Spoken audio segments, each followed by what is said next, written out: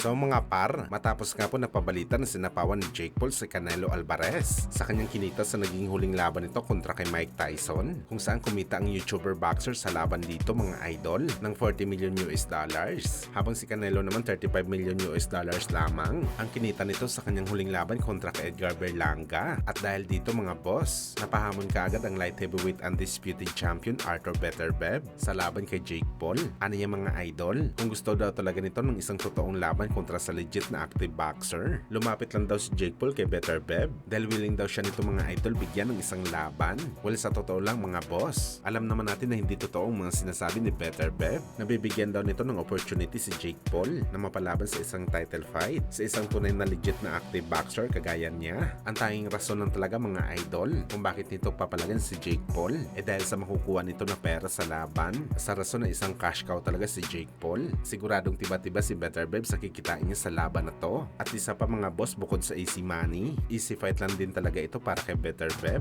Samantala kaagad naman po mga idol sumagot si Jake Paul sa panawagan sa kanya ng Russian undisputed champion kung hinahamon daw siya ng top 5 pound per pound boxer sa ngayon. Tsanta daw nito mga idol, after daw ang 4 na taon, siya na daw magdadala ng boxing sports. Kumbaga mga idol, siya na ang magiging face of boxing. Well, naniniwala tayo mga idol sa mga sinabi na to ni Jake Paul. Palagay natin mga boss, wala nang ibang boxer na magdadala ng market sa boxing maliban kay Jake Paul. Hindi talaga natin masasabi mga idol na si Gervonta Tank Davis ang maging face of boxing dahil makikita naman natin mga boss, sa mga live audience lang talaga humahakot na malaking kita si Tank Davis. Pero pagdating sa pay-per-view, hindi. Lahat ng pay-per-view ratings nito confidential, hindi sinasabi sa public. Maliban lamang sa kinita nito sa pay-per-view sa laban niya kay Ryan Garcia na umabot sa 1.2 million buys. Nilabas ito dahil malaki ang kinita. Pero sa mga laban nito sa ibang boxer, hindi naman nilalabas mga idol, na talagang obvious naman na hindi talaga kumita. Pero si Jake Paul mga idol, meron pa lamang itong 12 laban sa boxing, pero malamay weather na ang laki ng kanyang kinikita, mapa-live audience man o pay-per-view.